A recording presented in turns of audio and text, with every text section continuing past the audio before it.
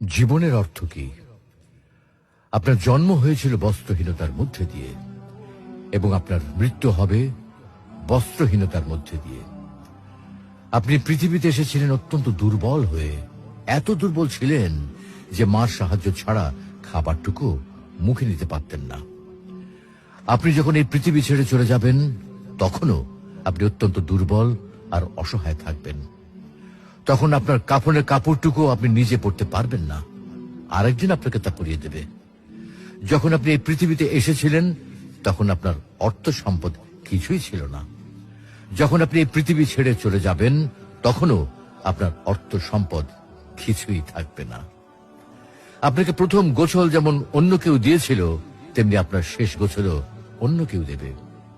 আপনি যেমন পৃথিবীতে একা এসেছিলেন, ঠিক তেমনি ভাবে আপনাকে পৃথিবী থেকে একাই চলে যেতে হবে। আপনার সঙ্গে আপনার প্রিয়জন কেউ যাবেন না। হ্যাঁ, এটাই জীবন, এটাই তো জীবন। তাহলে কেন এত মারামারি, এত সংঘাত, এত হানাহানি? কেন এত বিদ্বেষ? কেন এত হিংসা? কেন এত বেইমানি?